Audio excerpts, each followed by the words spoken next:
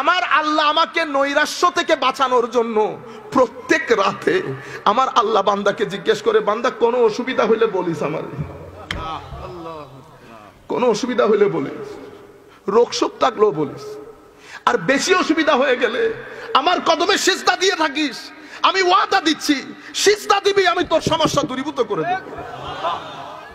হাত্তা সুদ্দা ফকরা। আমরা সমস্যা নিয়ে ধারে ধারে ঘুরি, ধারে ধারে ঘুরি। আল্লাহর দরবারে আসি কেউ আমরা বুকে হাত দিয়ে বলতে পারবো? কোনদিন আমরা হঠাৎ করে রাতে উঠে কোরআন শরীফ পড়তে ইচ্ছে করে একটু দুইটা আয়াত পড়ি আমার আল্লাহ? কেউ? আমি সহ, আমি আবার বুজুর্গ নি কোন পুকুরের মাছ। ফিলিংস গুলো কেন? কারণ আমাদের আল্লাহর উপর বিশ্বাসটা আছে কিন্তু টান খতম হয়ে গেছে। আপনি যখন আল্লাহর প্রতি আপনার টান তৈরি হবে, মনে রাখবেন আমার আল্লাহ আপনার প্রতি টান অনুভব করতেছে।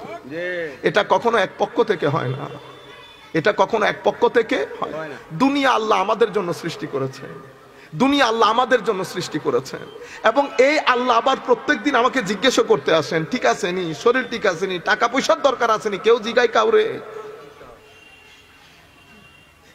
এই ফিলিংসটা আপনাদের ভিতরে, আমি মুরব্বীদেরকে বলছি না, আমি আমার বয়স, আমার চেয়ে কম বয়স যারা আছে, এই ফিলিংস গুলা খতম হয়ে গেছে।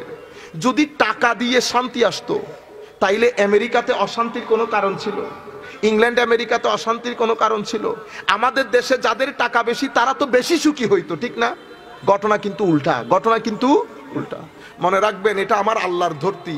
আমার নবীর দিন ছেড়ে দেবেন, ভিতর থেকে শান্তি চলে যাবে। আমার নবীর দিনকে যত ইগনোর করবেন তত আপনার জীবনে অশান্তি এবং ঘোর অন্ধকার নেমে আসবে। ঘোর অন্ধকার। যারা বুঝার বুঝে গেছে, যারা বুঝার বুঝে গেছে। এখানে সব মুখোশ পড়া। আপনি কাপড় চোপড় দেখে মনে করেন হাই খোদা আল্লাহ জানে ভিতরে কত কিছু। ভিতরে কিছুই নাই, সদরঘাট, ভিতরে সদরঘাট।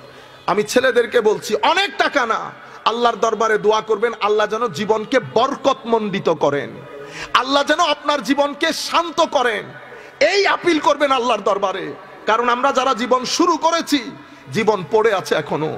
আমি পুরো একটা প্রসেস পরীক্ষার মধ্য দিয়ে যাব। আমি যেই রাস্তা দিয়ে হাঁটছি সেই রাস্তার মধ্যে কাচের বোতল ভাঙা পড়া আছে, সাপ আছে, বিচ্ছু আছে, সেখানে বাঘ আছে, সিংহ আছে, সেখানে দ্বন্দ্বলত পড়ে আছে। এটা দুনিয়া। আমার আল্লাহ বলছেন আমি দুনিয়াকে এভাবে সাজিয়েছি, যুয়িনা লিন-নাসি হুব্বুশ শাহওয়াত মিনান নিসা ওয়াল বানিন ওয়াল কানাতিরিল মুকান্তারা ইলা আখিরিল আয়া। আমাকে আল্লাহ বলছেন এই রাস্তা দিয়ে তোকে হেঁটে যেতে হবে বান্দা। মাওলা আমি কেমনে হেঁটে যাব? তুই হেঁটে যাবি, আমি তোর জন্য মানুষ বানিয়ে রেখেছি। কারা মাওলা? হয় নবী থাকবে, অত সিদ্দিক থাকবে, হয় শহীদ থাকবে। যদি কেউ না থাকে আমার বান্দার আউলিয়াই কেরাম, আমার বন্ধুরা থাকবে তোকে রাস্তার দিশা দেওয়ার জন্য। আমাকে আল্লাহ একা ছেড়ে দেন নাই। ইহদিনাস সিরাতাল মুস্তাকিম। আমি আল্লাহকে বলছি কারণ এই ভাঙা চোরা রাস্তা, ঘুটঘুটে অন্ধকার আমার সামনে, আমাকে ক্রস করতে হচ্ছে। রাস্তার ওই পাশে সিরাতুল মুস্তাকিম।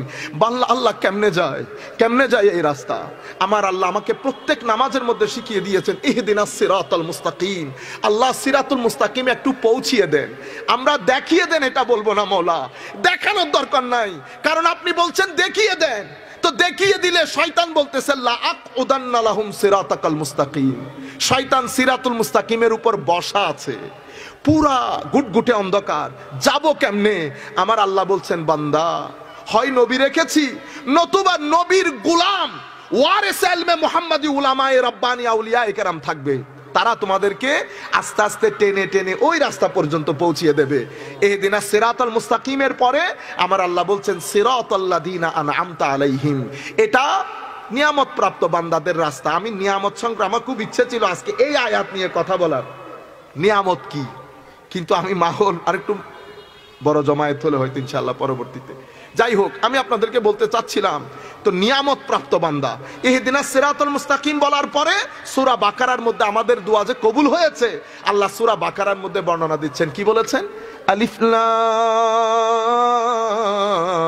মিম যালিকাল কিতাবু লা রাইবা ফীহি হুদাল লিল মুত্তাকিন। আমার আল্লাহ বলছেন আল্লাহ সিরাতুল মুস্তাকিম দেখান, পৌঁছিয়ে দেন মাওলা। সবাই দোয়া করছে, কুল কায়নাত বলছে সিরাতুল মুস্তাকিম, সিরাতুল মুস্তাকিম। আমাদের দোয়া কবুল হয়েছে, রেজাল্ট আউটও করেছেন আল্লাহ। কি বলেছে? হুদাল্লিল মুত্তাকিন। বান্দা, হেদায়েত শুধু মুত্তাকিনদের জন্য। মাওলা তো আমরা কই, কুল কায়নাত বলছে ইহদিনাস সিরাতাল মুস্তাকিম। পণ্ডিতি দেখাইছেন নবী আমার মতো তোমার মতো, আল্লাহ কিন্তু বলতেছেন হুদাল্লিল মুত্তাকিন। হেদায়েত মুত্তাকিনদের জন্য। কোরআন সবাইকে হেদায়েত দেয়, সবাই কোরআন থেকে হেদায়েত নিতে পারে না। হেদায়েত নেওয়ার জন্য রিকোয়ারমেন্ট হচ্ছে মুত্তাকি হতে হয়, মুত্তাকি হতে হয়। যাই হোক, আমাদের মাওলা তাহলে আমরা কই যাব? আমরা তো আর ওই হাইটের লোক না। মাওলা মুত্তাকি কারা? যাদের ঈমান আছে। কেমন ঈমান? কেমন ঈমান? ঈমান দুই ধরনের, একটা মুখে মুখে, একটা অন্তরে অন্তরে। মুখে মুখে কোনটা? হায় হায় হায়। হযরতে হাসান রাদিয়াল্লাহু তাআলা আনহুকে জিজ্ঞেস করা হয়েছিল। ইবনে কাসির বলেন, কুরতাবি বলেন, ওই যে ইন্নামাল মুমিনুন সূরা আনফালের আয়াত নাম্বার 2 না। আমি এমনিতে ওই চ্যাপ্টার ম্যাপ্টার এগুলা বলি না, বুঝছেন? দরকারও নেই এগুলো। যারা মাদ্রাসার ছাত্র আছে এরা বুঝবে, বুঝতে পেরেছেন? ভার্স নাম্বার 2, চ্যাপ্টার নাম্বার অমুক।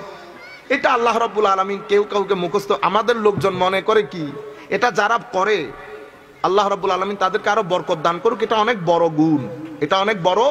আপনারা আবার আন্ডার এস্টিমেট করিয়েন না। আমি আন্ডার এস্টিমেশনের জন্য বলছি না, আমি আপনাদেরকে বলছি এটা কালচার না, মানে আমাকে এটা বলতেই হবে, বুঝতে পেরেছেন? কারণ সাধারণ মানুষকে আমি ডাক্তারি করার সময় কি ডাক্তারের বইয়ের কথা বলে যে আমি এই ওষুধটা আপনাকে অমুক বই থেকে দিচ্ছি? এটা হয় কখনো? আপনি যখন ইকোনমিক্সের থিওরি মারেন ইয়ার মধ্যে, টকশোর মধ্যে, তা আমাকে কখনো ইকোনমিক্সের বইয়ের কথা বলেন? আপনি যখন সায়েন্টিফিক থিওরি মারেন আমাকে কখনো রেফারেন্স দিছেন? এটা কে বলছে? বেটা রেফারেন্স দিবে কেন? কথা বলতেছি, আপনার যদি মনে হয় যে আপনি এটা ফার্দার চেক করবেন, আপনি চেক করে নেন, যে কোনো একজন আলেমকে জিজ্ঞেস করলে হয়, ঠিক আছে? যাই হোক, আমার কথা আবার অন্যদিকে চলে যাবে। আমি আপনাদেরকে বলতে চাচ্ছি, তো এই আয়াতের ব্যাখ্যায় হযরতে হাসানকে জিজ্ঞেস করছে, হুজুর আনতা মুমিন, হুজুর আপনি কি মুমিন? দেখছেন নি অবস্থা? কাকে জিজ্ঞেস করে? হযরতে হাসান রাদিয়াল্লাহু তাআলা আনহু। আমাদের মতো লোক হলে তো লাফ দিয়ে উঠতো, কেন? আমাদের তো আদব কায়দা নাই, বুঝছেন না? আমরা এমনিতে অনেক ভালো, মিনিট যাইতে পারে না যে আমাদের মেজাজ খারাপ হয় তখন আমাদের আসল সুরত নজরে আসে।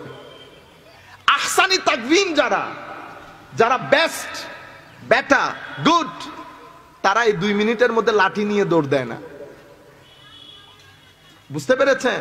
কারণ মানুষের ভিতরে ওই যে সুম্মা রাদাতনাহু আসফালা সাফিলিন, মানুষের ভিতরে 2টা সৌন্দর্য আল্লাহ দান করেছেন। একটা আমার আল্লাহর পক্ষ থেকে বিশেষ নূর, যেই নূরের মাধ্যমে আমাদের ভিতরে জীবন সঞ্চারিত হয়েছে।